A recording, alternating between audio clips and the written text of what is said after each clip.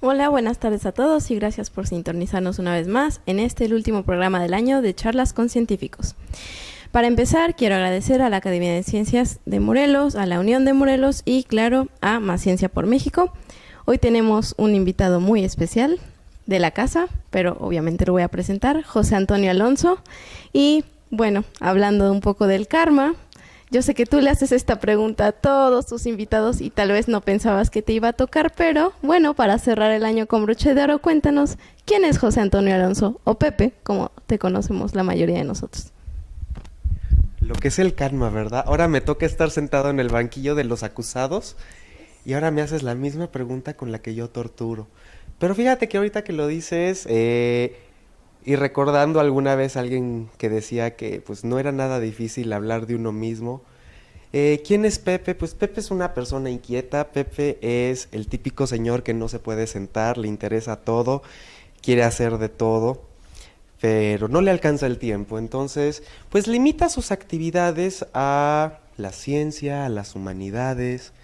En la cuestión de la primera, pues soy egresado de la licenciatura en Ciencias Genómicas, estudio un posgrado en Ciencias Biológicas y doy clases, porque también es parte de lo que hago. Soy docente a nivel universitario y por algún tiempo a nivel medio superior. También me interesan las humanidades, entonces desde hace tiempo me he interesado en los estudios sociales de la ciencia, pero algo que en particular me llama mucho la atención es la bioética. Y pues creo que ese es el programa, ese es el tema de lo que quieres hablar ahorita, ¿no, Steph? Precisamente, hoy vamos a hablar de un tema bastante polémico. Probablemente ustedes ya hayan escuchado esta situación de este investigador He Jiankui, que lo que hizo fue hacer ciertas modificaciones genéticas en unas bebés para, bueno, él clama que la intención era conferirles resistencia al desarrollo de SIDA, ¿no? Entonces, pues obviamente es un tema que tiene muchas implicaciones desde el punto de vista de la bioética. Hay un montón de cosas de lo que podemos hablar de eso, pero ¿por qué no empiezas contándonos qué es CRISPR, qué es el sistema que él utilizó para hacer estas modificaciones? Tal vez si empezamos por ahí, sería lo mejor. Ok, pues sí, mira, lo que pasó hace unas semanas, a finales de noviembre, el mes pasado, fue que se dio a conocer la noticia de la creación de dos bebés editados genéticamente. Y cuando escuchamos esto de que fueron editados genéticamente, nos salta a la mente muchas cosas, ¿no? Tenemos la impresión de que el genoma se manipula, se cambia, se edita. Esto nos trae recuerdos de cosas como transgénicos. Pero en realidad, ¿qué es la edición genética? Bueno, la edición genética es un conjunto de herramientas que se han desarrollado en los últimos años, que permiten hacer algunas modificaciones muy sencillas y muy finas en el ADN. Lo podemos comparar y lo podemos poner en el contexto de la modificación genética, porque, vaya, es lo que nos imaginamos. Y originalmente, tradicionalmente, lo que se hacía para hacer un transgénico, por ejemplo, era agarrar el material genético de un organismo y introducirlo en otro organismo, en una cosa que era como corte y confección, ¿no? O sea, cortabas el material genético de un organismo y le pegabas otro pedazo de ADN, de material genético que venía de otro organismo. Y eso se ha hecho con muchas cosas, ¿no? Uno de los más famosos y más exitosos es el caso de una bacteria que se llama Escherichia coli. Es una bacteria que generalmente vive en nuestro intestino sin hacernos ningún daño, a menos de que se torne malvada. Y a esa bacteria, pues le introdujeron a su genoma un gen humano, el gen de la insulina humana, para producir en cantidades masivas e industriales esta proteína. ¿En qué se diferencia esta forma de manipular el material genético con la edición genética? La edición genética puede ser al mismo tiempo más fina, pero más incierta. ¿Por qué? Porque los sistemas como CRISPR-Cas9 o Cas9, que son parte de estos sistemas de edición genética, lo que te pueden permitir es cambiar la secuencia de un gen. Si le pones el gen que quieres introducir a un nuevo organismo, pues bueno, puedes diseñar este sistema para que se introduzca, o puedes hacer una pequeña modificación de solamente una de las letras del material genético, como para cambiar la función o eliminarla por completo en una cosa que se conoce como knockout, o le puedes meter otra cosa en una cosa que se llama knock-in, que es, pues vaya, maneras más finas que tenemos para editar el genoma. Decimos que son más finas porque nos permiten trabajar con mucha menos secuencia, es decir, con muchas menos letritas, pero tienen la particularidad de que son inciertas. Como nosotros tenemos que definir, nosotros podemos definir un lugar dentro del genoma donde queremos meter las cosas, o las cosas que queremos editar, pero eso no implica que no puedan existir otros lugares dentro de nuestro genoma o dentro del genoma del organismo donde puedan entrar estas modificaciones. Entonces digo, a grandes rasgos, y para no extenderme más en esto, eso es un sistema de edición genética, algo que nos permite modificar de manera muy fina el material genético de un organismo. Y esto ahorita, pues, si quieres te platico cómo lo hicieron con pues el caso de estas dos niñas gemelas que nacieron en China. Sí, eso es justo lo siguiente que te iba a preguntar. Ya nos describiste el sistema que utilizaron o la herramienta que ocuparon para hacer la edición genética en las bebés, ¿no? Pero, ¿cómo se hace eso? ¿Con qué se come? ¿Y cuál fue el caso realmente del investigador? ¿Quiénes eran estas bebés? ¿Qué era lo que estaba detrás que, según el investigador, motivó esta investigación o que utilizar esta herramienta para editar el genoma de las bebés? Ok. Esto me va a remontar a una historia del 2009, que es lo que explica la razón por la cual el investigador He Yang-Kui decidió hacer este tipo de actividades, ¿no? Pero, vaya, lo que él quería, lo que él pretendía era crear embriones humanos que pudieran tener una protección extra contra la infección del virus de la inmunodeficiencia humana, el VIH, que es el que puede derivar y puede generar el síndrome de inmunodeficiencia adquirida o SIDA. Entonces, ¿cómo funciona esto? Bueno, los virus generalmente tienen varias proteínas que les permiten ingresar a las células. Y las células a su vez tienen otras proteínas que sirven como banderitas o como cerraduras a las cuales pueden acceder o pueden de las cuales pueden hacer uso los virus. Entonces digamos que las células que infectan el virus del VIH, que son los linfocitos, tienen una cerradura muy específica que solamente un tipo el tipo de virus como el VIH puede abrir. Son proteínas receptoras y de señalización. Entonces, lo que identificaron en 2009 o mucho antes es que existía un tipo de proteína que tiene las células sanguíneas, los linfocitos, que se llama CCR5, que es como una cerradura que el virus del VIH no puede abrir, lo cual hace que sea mucho más difícil que exista una infección. Y esto lo lograron gracias a un paciente que hasta la fecha permanece anónimo, lo conocemos como el paciente de Berlín, a quien le tuvieron que hacer una radiación completa y eliminar todas sus células del sistema circulatorio, incluyendo los linfocitos, porque tenía un tipo de leucemia que requería este tratamiento. Pero después, para reponer todo su sistema inmune, lo que hicieron fue darle una terapia con células madre. La terapia de células madre, lo que observaron es que como le pusieron células madre que contenían esta cerradura que el VIH no puede entrar, esta versión del CCR5 que el virus del VIH no reconoce, entonces la infección y la carga viral de este paciente fue disminuyendo. Esto abrió la posibilidad para decir, ok, existen configuraciones del gen CCR5 que permiten conferir una protección, sino es que una manera de evitar que las personas se infecten del virus de inmunodeficiencia humana. El problema es que para ello uno tendría que editar el genoma de todas sus células. Una alternativa y algo que se ha hablado bastante es pues editar las células de las personas en el momento en que son embriones. Y esto es una tarea que se han dado varios científicos alrededor del mundo para tratar de evitar no solamente infecciones por virus, sino evitar otro tipo de enfermedades genéticas que puedan ser solucionadas al cambiar una de estas letras. ¿Te acuerdas que te decía hace rato que la edición genética lo que permitía era modificar letras en el genoma?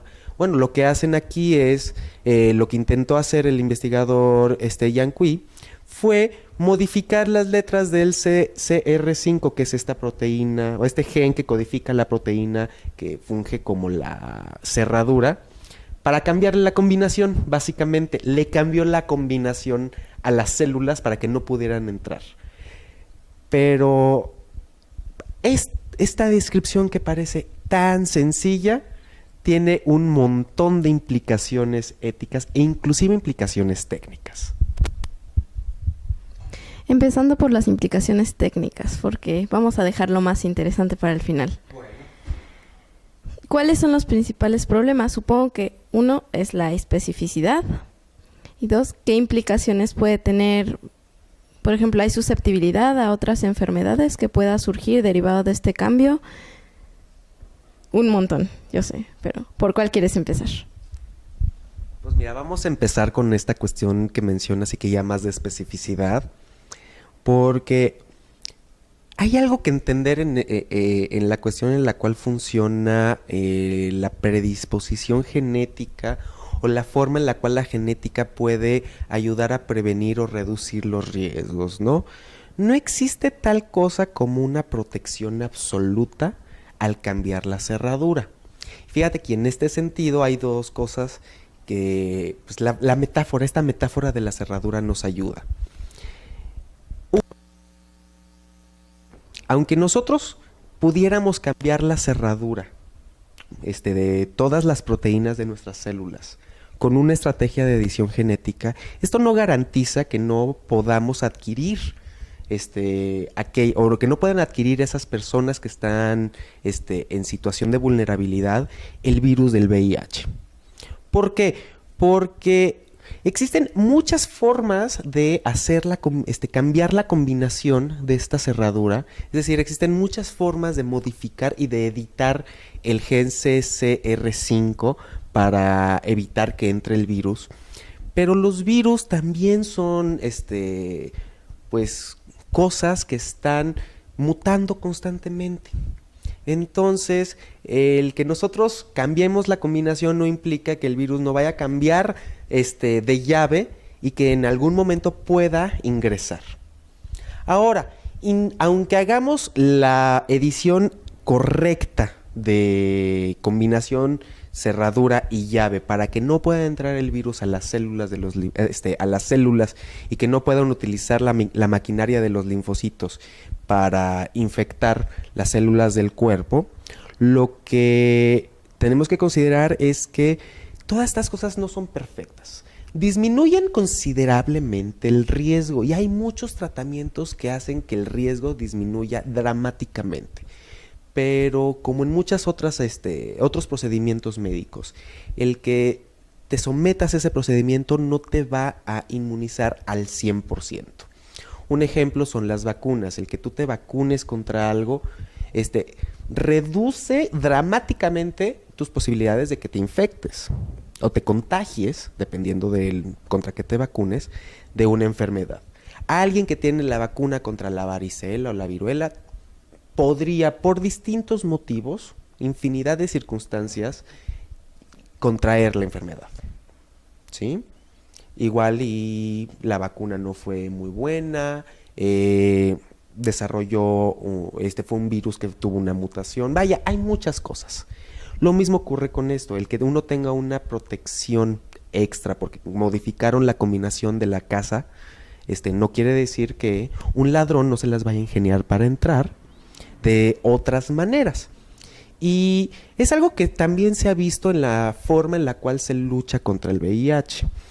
Una de las estrategias que se utilizan para luchar contra el VIH es algo que se conoce como el PrEP, que son tratamientos antirretrovirales para personas que no son portadoras del virus, es decir, personas que son seronegativas, para que si se exponen a una situación de riesgo, como tener relaciones con una persona seropositiva que es portadora del virus, o inclusive aquellas personas que, vamos a dejarla en esa, pues estos antirretrovirales, en la estrategia del PrEP, que es tratamiento profiláctico preexposición, es decir, antes de que te expongas, es como una vacuna, pero no es vacuna.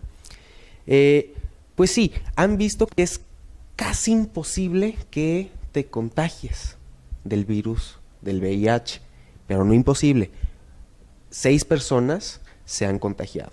Pero bueno, o sea, el que 6 personas que se hayan contagiado a lo largo de la historia tomando el tratamiento por exposición, en comparación con los miles de pacientes y personas que han tenido que están actualmente en el tratamiento que no se han contagiado del virus, y los números indican que a pesar de que el riesgo es minúsculo, o sea, 6 en 1 millón, o en 6 millones, 1 en 1 millón, aún así se vale, o sea, es válido. Y uno podría decir, bueno, entonces, ¿qué tan válido sería utilizar las estrategias de edición genética para evitar, pues, los tratamientos, consumir los antirretrovirales y que ya hayan humanos con esta protección extra?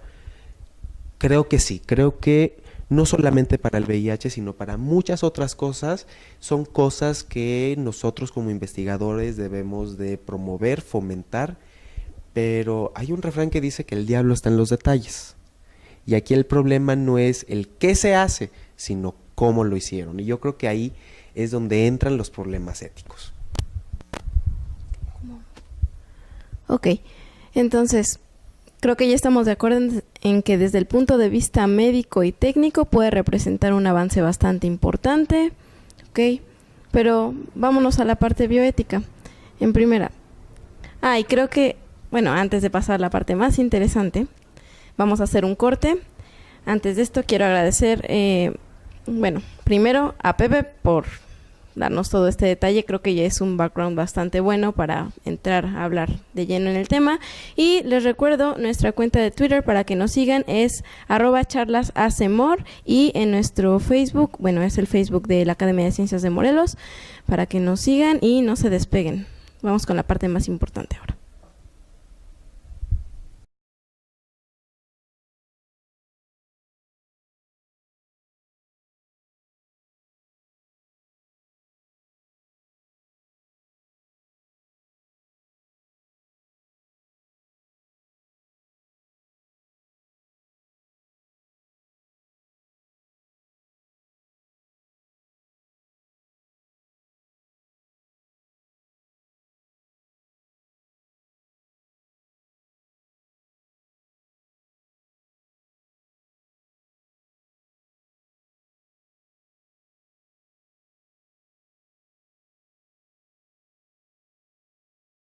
Amigo, veo que tienes problemas con esos gusanos.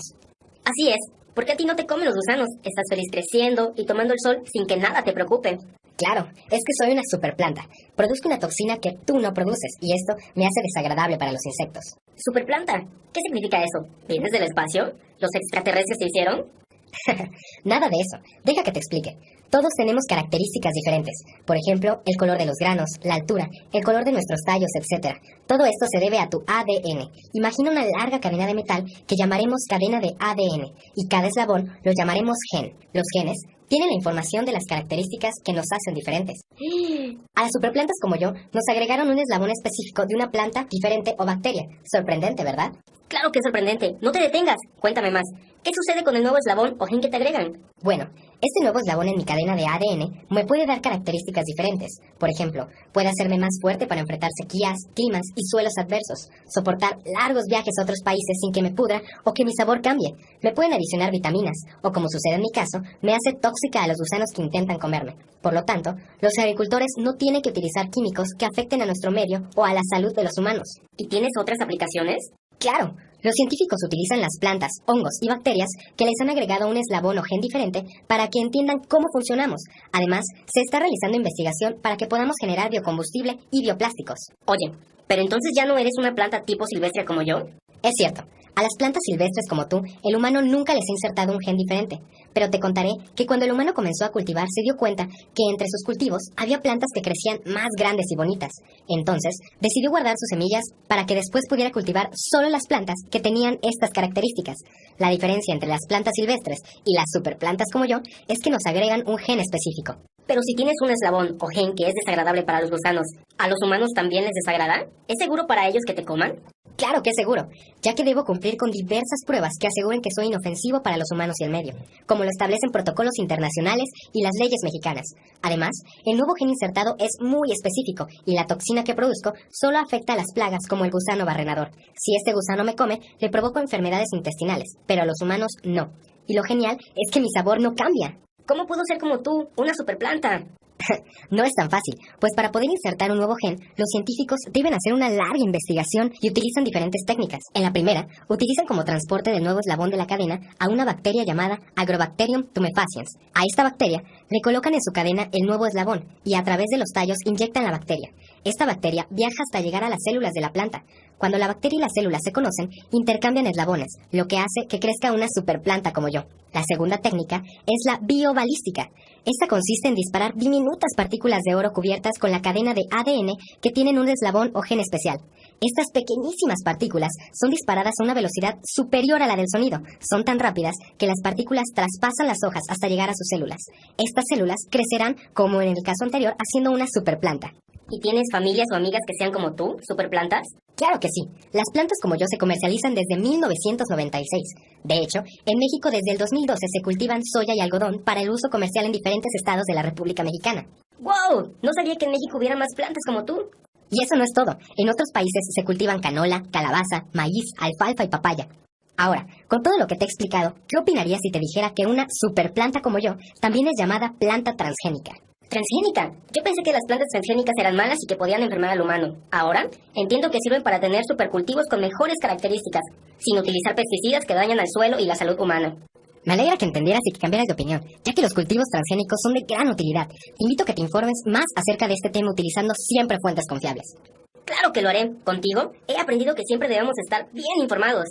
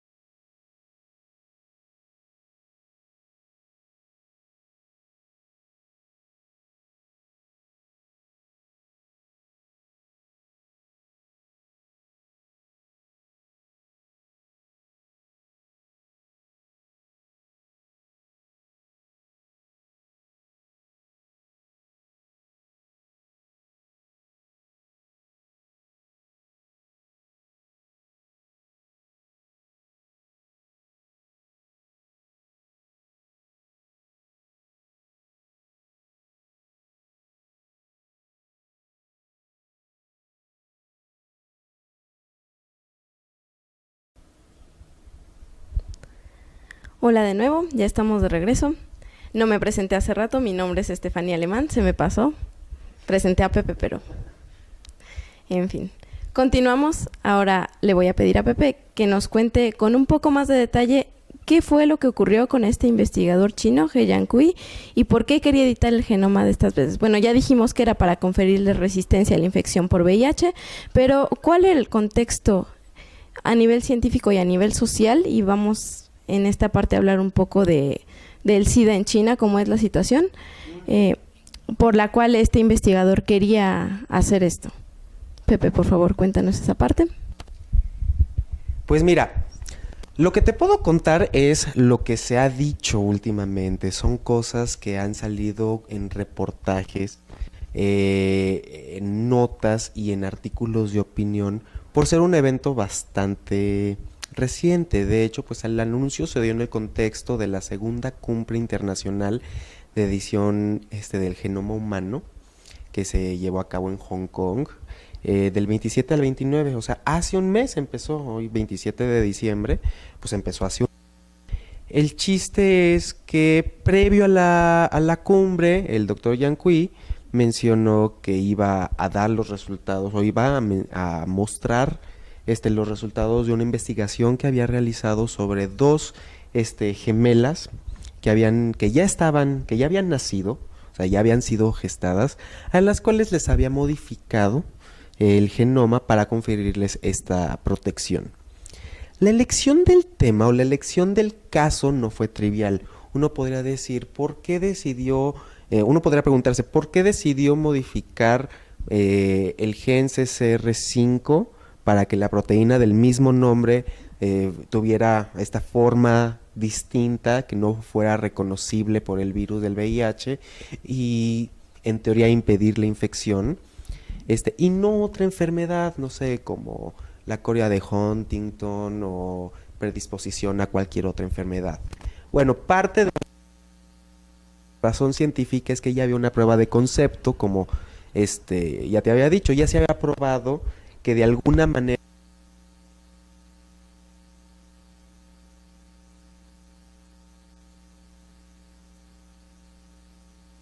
no la inventaron, no se la sacaron de la manga, es una variación que muchas personas en algunos lugares del mundo ya tienen, de manera, digamos, sin editar, pero pues ahora quería probarlo con las técnicas de edición genética, la técnica de CRISPR-Cas9.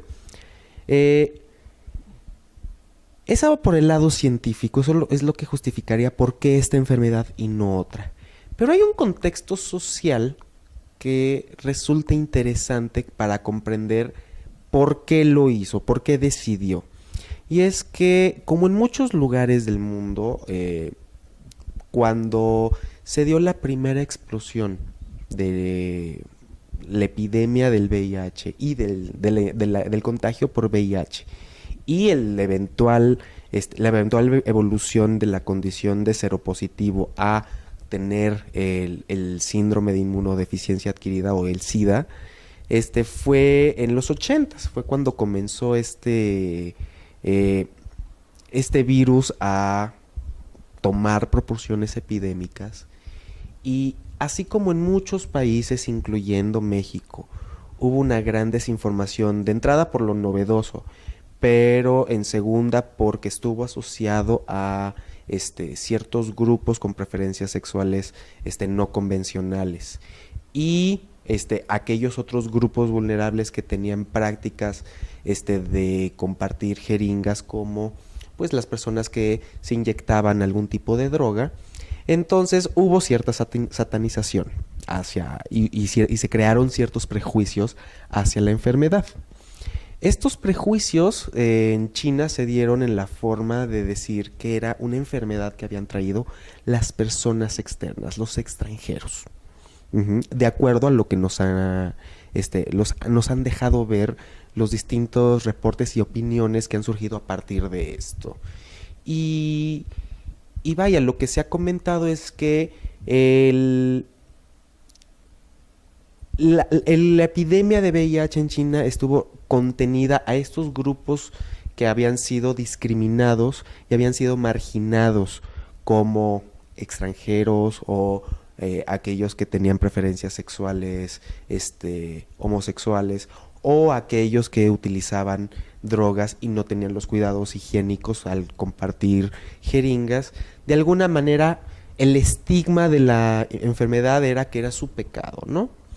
Pero como en muchos lugares del mundo, esto eventualmente comenzó a diseminarse. ¿Por qué? Porque no es una enfermedad exclusiva de homosexuales, no es una enfermedad exclusiva de drogadictos, es una enfermedad, es un contagio que le puede dar a cualquier persona, fuera de culpas, por desconocimiento o por accidentes.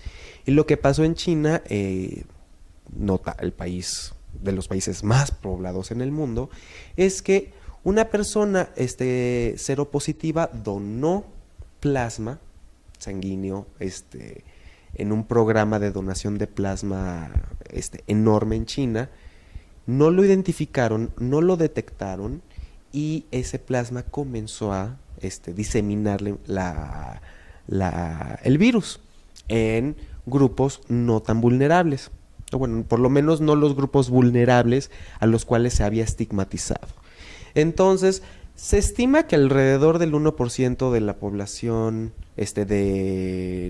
inicialmente fuera del estigma en China, tuvo el contagio, y considerando que son muchos los habitantes de China, pues esto se traducía a gastos terribles para el gobierno. Entonces, eso fue en los 80s, 90s. Trasládalo a ahorita, finales de la década de los 2010s, y pues estamos viendo que la proporción ha crecido considerablemente, aunque se ha estabilizado y han logrado disminuirla, ya no es del 1%, y el gasto que esto genera para un sistema de salud es enorme. Entonces, encontrar una solución que pueda ser definitiva suena interesante.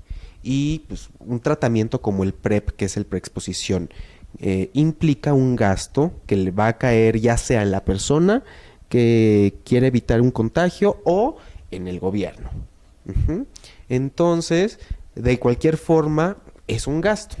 Y en un país que tiene tanta gente con el virus, una solución de estas sonaba interesante.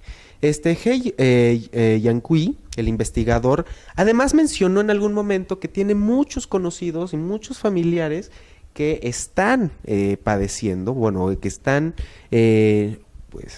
viviendo una situación de estigma, de discriminación por ser portadores del virus. Entonces también había una motivación, pues llamémosla social, personal. Digamos que había una muy buena intención por parte del investigador. Sí, creo que todos estamos de acuerdo en eso, pero entonces, ¿cuál fue el problema? Tú dijiste que el diablo está en los detalles, entonces vamos a empezar a hablar un poquito de cómo lo hizo.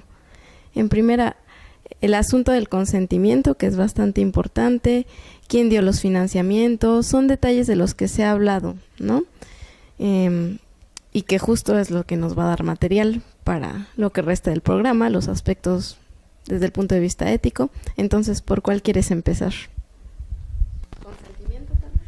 Pues mira, mejor podemos empezar con una de las cuestiones que resultaron un poco contradictorias o hipócritas desde la intención que tenía de apoyar a un grupo vulnerable, y la manera en la cual el investigador utilizó a los grupos vulnerables.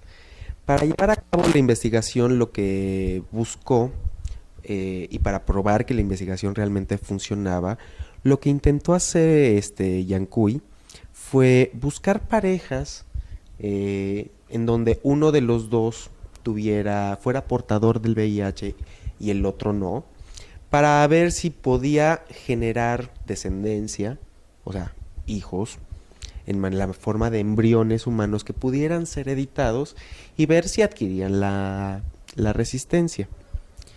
De entrada, uno esperaría que si va a hacer una prueba de este tipo y va a hacer uso de que son para poblaciones, estigmas, por discriminación o porque tiene una condición de salud importante, pues les das toda la información, les dices qué quieres hacer, por qué lo quieres hacer, cómo lo vas a hacer, voy a hacer una investigación, tú déjate hacer lo que sea. O tú dame los recursos que yo necesito. En este caso, lo que necesitaba de las personas eran pues sus gametos, o el óvulo de las mujeres y espermatozoides de los hombres para poder hacer una fecundación in vitro, generar los embriones y a partir de ahí editarlos. Eso es algo que se ha reportado que nunca hizo este investigador. Entonces, el trato y el respeto que se le debe a un participante de cualquier prueba médica o cualquier prueba clínica o cualquier investigación científica no estuvo ahí. Y es importante porque, guardando las proporciones, por supuesto, estos son reminiscentes de la manera tan deshumanizada en la cual se trataba a los sujetos de las investigaciones en casos como pues las investigaciones desarrolladas en la Segunda Guerra Mundial o los experimentos, los estudios de sífilis de Tuskegee, Alabama, en Estados Unidos, en donde no se les decía nada. El que una persona esté informada, consciente y dé permiso de una investigación es lo que nos impide abusar de una posición de poder como investigadores y como médicos, porque al final de cuentas son relaciones fiduciarias. Nosotros como investigadores o como médicos estamos al cuidado de un elemento, de una parte importante de esas personas, en este caso su salud. Nos están dejando en nuestras manos su salud. Y entonces eso crea una responsabilidad de hacerlo de manera correcta, sin mentirles, informándoles y dándoles la oportunidad de decir qué es lo que sí quieren y qué es lo que no quieren. En este caso, el que se les haya ocultado información es una de las cosas que no se debería de permitir ni en esta ni en ninguna investigación. Es una de las cosas en ética de la investigación que nos importa bastante. Y ahorita en este sentido, hablando de que las cosas que se investigan, otro problema, otra cuestión es que nunca ha existido nunca había existido hasta el momento del simposio de edición genética, pues un reporte completo para el escrutinio de toda la comunidad científica, ¿no? Uno puede decir, yo quiero modificar seres humanos para que sean fotosintéticos y no tengamos que comer nada. Suena interesante, o sea, hacer que nosotros tengamos la habilidad de consumir solamente al exponernos al sol, como si fuéramos una planta, podría traer muchos beneficios a la humanidad, pero vaya, para que yo hipotéticamente pueda presentar un proyecto como ese, lo que tengo que hacer es decirle a la comunidad, oigan, tengo esta propuesta, mi comunidad científica, la comunidad mía, tengo esta propuesta, ¿cómo la ven? Porque eso nos ayuda a nosotros como científicos en comunidad a afinar los detalles técnicos y permitimos que nos digan, oye, pero ya consideraste que aquí hay un riesgo grande, aquí hay un riesgo pequeño. Eso es algo que Yang Kui no tuvo a lo largo del desarrollo de su investigación. Entonces fue una opacidad tanto con la comunidad científica y una opacidad con sus participantes de investigación, lo cual, pues como te decía, el diablo está en los detalles. No es que no desarrollemos estas tecnologías, sino que hay que hay que desarrollarlas de manera respetuosa y de manera cuidadosa. Ok, bueno. Se nos fue este segundo bloque. Vamos a hacer un corte. Síganos en Twitter, escríbanos. Les recuerdo es @charlashacemor y en el Facebook de la Academia de Ciencias de Morelos.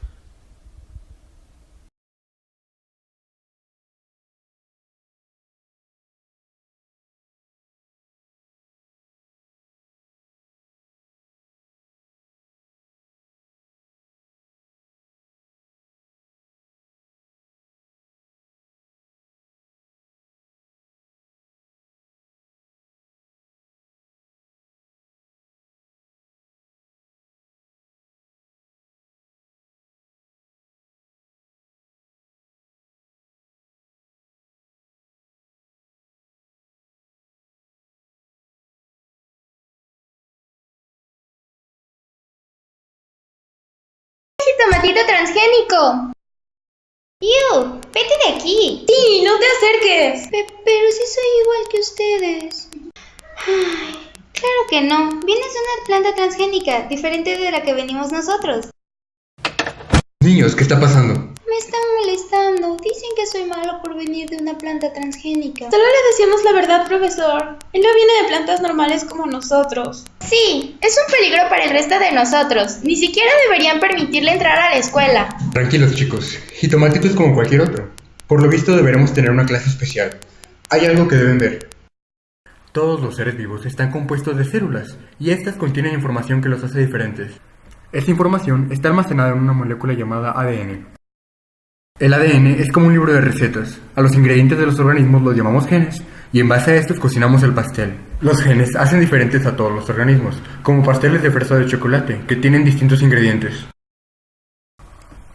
Les dan diferentes características y formas de sobrevivir, desde qué color tendrá hasta cómo obtendrá energía. Podemos transferir características entre especies distintas de plantas, incluso entre plantas y organismos completamente diferentes, como si le pusiéramos fresas a un pastel de chocolate. Las plantas transgénicas son las que poseen genes de otras especies y generalmente les dan características que les hacen más resistentes al entorno o más útiles al humano.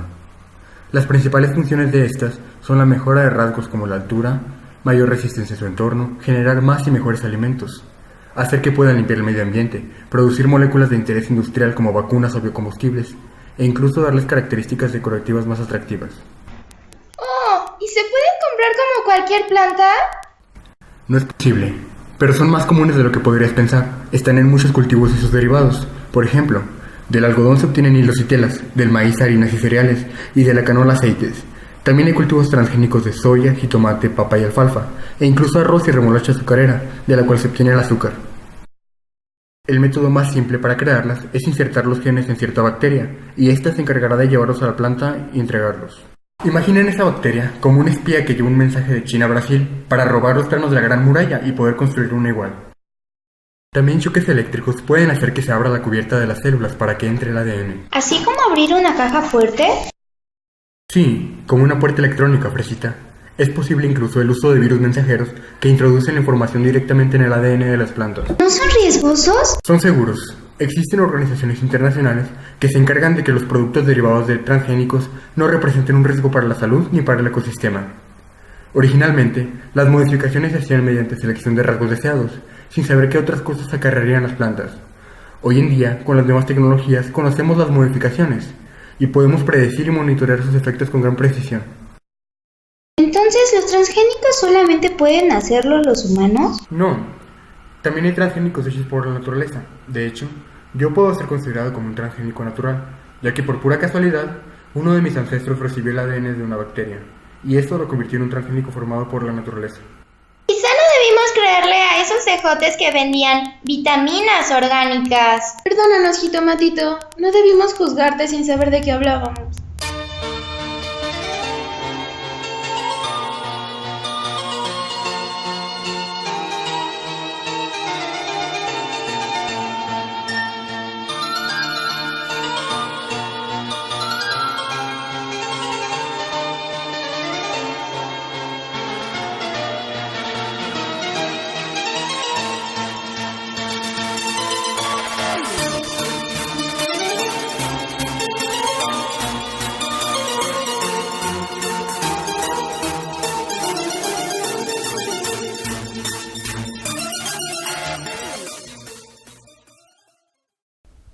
Estamos de regreso. Si recuerdan, estábamos hablando sobre los aspectos desde el punto de vista de la ética que podían ser problemáticos en torno a este caso de las bebés editadas genéticamente. Y Pepe, tú nos hablabas de que hay ciertos riesgos que tal vez este investigador no consideró, que debió haber sometido su propuesta a un mejor escrutinio de la comunidad científica, justo para prever ciertos aspectos que podían no ser tan seguros, ¿no? Técnicamente, desde el punto de vista científico. Pero concretamente, ¿cuáles son estos riesgos? Pues mira, Steph, hay dos principales, ¿no? Uno ya lo adelantaba, o tres. Uno ya lo adelantaba, no son alternativas 100% seguras. Entonces, esto es algo que se le tiene que informar a las personas y decirle, esto no es una protección absoluta, no es una indemnización, o no indemnización, no es una inmunización completa. Siempre va a existir el riesgo de contraer ese virus por otras vías. Hablando de los riesgos, hay cuchillos que tienen doble filo y la modificación del gen CCR5 que confiere una protección contra la infección de VIH tiene otra cara de la moneda. El problema es que esa misma modificación, esa misma cerradura hace más sencillo a otros virus infectar a las células del cuerpo. No solamente los linfocitos, sino otras células. Y un caso muy particular que ha sido identificado es que esa cerradura del CCR5 permite a virus como el virus de la fiebre del Nilo entrar de manera mucho más sencilla a las células nerviosas y generar todos los síntomas pues neurológicos que tiene esa enfermedad. Entonces, pues es como si te dijeran, mira, sí, no vas a contraer es muy probable que nunca contraigas el virus del VIH y que tu descendencia pueda vivir una vida sin antirretrovirales de protección preexposición o sin el uso de anticonceptivos, en el caso del condón, cosa que no recomiendo porque digo, una cosa es el virus, otra cosa es la gonorrea. Y todas estas alternativas para no adquirir una infección o un contagio con VIH. Al mismo tiempo, esta protección te va a hacer más vulnerable y más propenso a otro tipo de virus que tiene otro tipo de consecuencias. Y esas son las consecuencias que actualmente conocemos. Una de las cosas que hacemos en ciencia y en ciencias médicas es monitorear los productos, las técnicas, los medicamentos para los efectos a largo plazo. Esa es otra cosa que aún desconocemos. La edición genética es una estrategia que aún está en pañales y una vez más no es que no queramos que se haga o no es que no se deba de hacer, al contrario, debe de haber un incentivo para curar todas estas enfermedades con estas herramientas que actualmente poseemos. Pero pues no son enchiladas, hay que hacerlo de manera responsable, tratando de conocer en la medida de lo posible la mayor cantidad de riesgos a los cuales uno se puede enfrentar. Porque digo, conocer los riesgos más que alarmarnos nos va a ayudar a decir, ok, existe la probabilidad de que ocurra este tipo de problema, voy a poner estas otras alternativas o estas otras medidas para evitar que esa probabilidad se cumpla. No es una cuestión de prohibir tampoco, porque entonces nos estancaríamos en la situación en la que estamos y no creo que, aunque estemos en la mejor situación de la historia en la actualidad, pues estemos en una situación que podamos llamar buena. Encontrar la tan anhelada cura a enfermedades como el cáncer, a la infección por VIH, puede ser alcanzada con estas estrategias, pero hay que hacerlo de manera cuidadosa para evitar que surjan efectos secundarios no deseados. Otra de las cosas que nos preocupa es que la edición no solamente edite esa proteína, o ese gen, perdón, el gen CCR5 que codifica la misma proteína, sino que pueda hacer edición en otro lado, que no sabemos cuál va a ser ese otro lado. Eso sí nos preocupa, porque si llegara a modificar un gen que codifica una proteína que es esencial para el funcionamiento del cuerpo, estaremos generando más problemas, ¿no? Y además que, bueno, esta es una herramienta, no es la panacea. Todas las herramientas de modificación genética son parte de una cajita de herramientas de las cuales podemos hacer uso y echar mano, pero no son las únicas soluciones en realidad. Lo que tenemos que buscar son soluciones integrales que también busquen la manera de disminuir la incidencia del contagio de VIH con educación sexual, desestigmatizando muchas cosas como la sexualidad, el propio sexo, el uso de anticonceptivos, que en muchos lugares usar condón es pecado todavía, independientemente de lo que cada una de las personas piense, pues, u opine en cuanto a las drogas, pero bueno, si alguien ya se va a drogar, que le ofrezcan un espacio seguro e higiénico para evitar que la gente se esté compartiendo jeringas, ¿no? Son cambios que tienen que ir a la par de las herramientas biotecnológicas. Y por último, algo que sí está muy documentado y que es deliberado. El investigador Yanku hizo un daño directo a una de las dos niñas. ¿Por qué? Porque editó 2 embriones de las 2 niñas que eventualmente nacieron. En el caso de una niña, el tratamiento alcanzó a todas las células del embrión. Recordarán que cuando existe la fecundación entre el óvulo y el espermatozoide, pues las células comienzan a dividirse en 2, 4, 8, 16 y así en múltiplos de 2. Pero el problema, o en potencias de 2, perdón.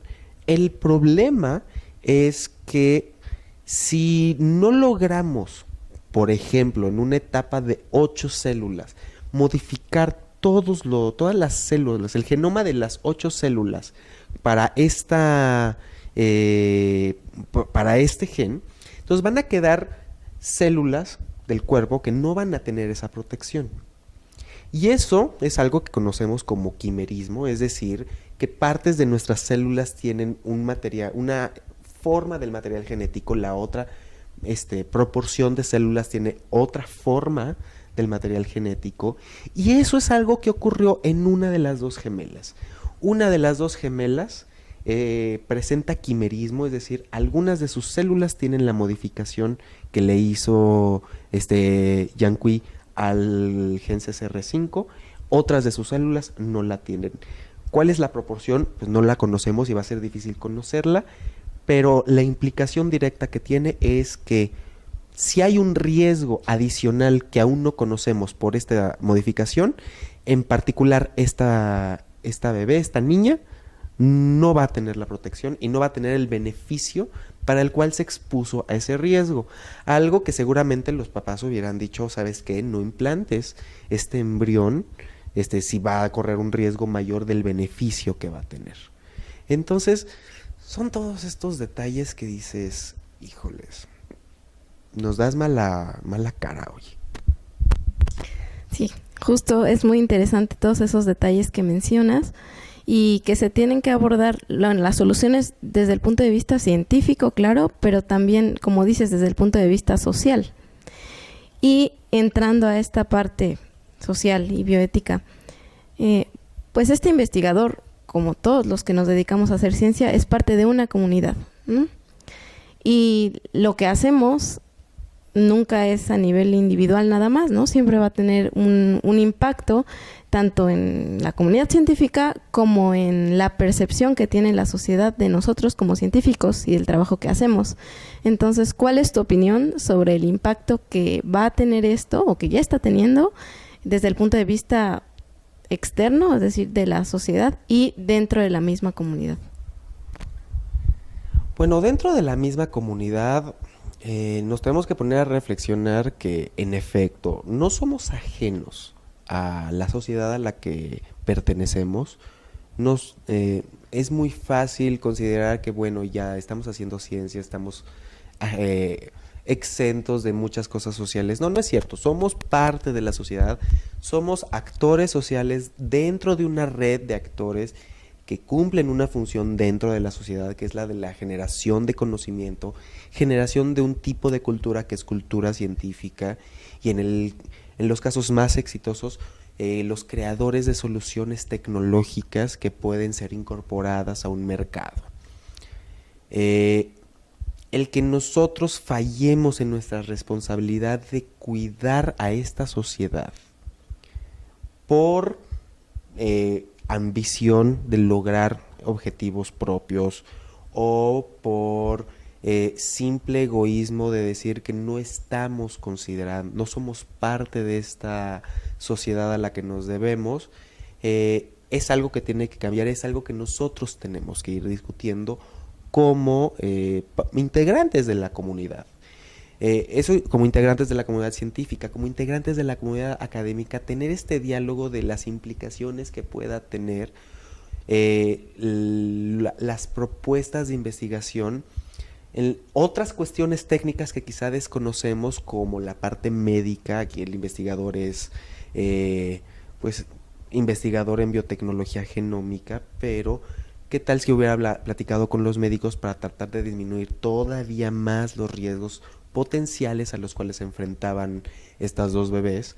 O hablar con personas que están interesadas en el contexto social. ¿Por qué? Porque una de las cosas que desató este evento en un mes fue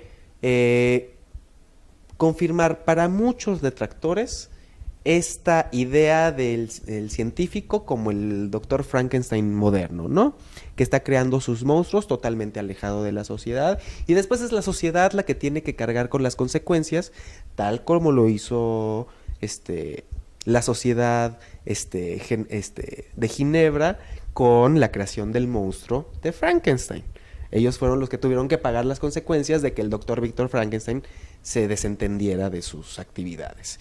Y esto no es una cuestión necesariamente de ponernos a mirar hacia las cuestiones legales. Sí es importante que nuestros sistemas legales y el derecho estén en sintonía con realidades de la ciencia. Pero muchas veces esto no ocurre. Por ejemplo, pues ahorita el doctor Yang Kui está desaparecido y se presume que está desaparecido porque está huyendo de la justicia china. Está huyendo de la justicia china porque este tipo de actividades legalmente no son permitidas en China. Lo que hizo fue ilegal. Y como se hizo público y como la respuesta no fue la que, quiero suponer, él esperaba, pues ahora pues se está escondiendo, ¿no? Una reacción bastante humana y natural. Digo, él tenía muy buenas intenciones, pero los modos y los métodos que utilizó para llegar y cumplir su fin no fueron los más indicados, los mejores ni los más adecuados. Que se debería de regular este tipo de tecnologías, sí, pero tiene que ser una regulación en donde la propia comunidad científica esté involucrada, una comunidad científica que sí tenga un poco de conciencia de lo que se está haciendo, ¿no? Cuáles son las implicaciones, una comunidad académica fuerte en donde haya un diálogo sano que nos permita superar estos retos, que nos permita el avance tecnológico sin poner en riesgo grupos en estado de vulnerabilidad, sin poner en riesgo, extendiéndolo a otras cosas, que si el medio ambiente o cosas de vital importancia. Entonces, tal vez para redondear esto que dices, deberíamos tener un diálogo más directo y más claro entre científicos y sociedad, ¿no? Y no sé si quieras decir algo más respecto a eso. Sí, fíjate, científicos y sociedad, pero también a gente que no es, que es, digamos, parte de la sociedad desde otros flancos, otros actores sociales, abogados, políticos, sociólogos, antropólogos, los propios médicos, porque pues, cualquier cosa que nosotros hagamos desde la ciencia va a incidir en otros lados. Y si lo que queremos es un verdadero avance tecnológico, sin prejuicios, sin estigmas y que verdaderamente beneficie a este mundo, lo vamos a tener que hacer en conjunto, en sinergia con otros actores sociales que sean relevantes para los problemas que nos estamos haciendo. Avance científico, sí. Avance científico descontrolado y sin meditar, no.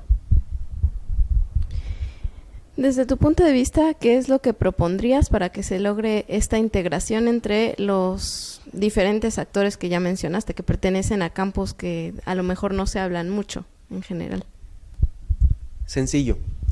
Aprovechar este recordatorio, este evento como un recordatorio de que estas pláticas, estas conversaciones deben de ser una cuestión cotidiana. en nuestra labor como científicos.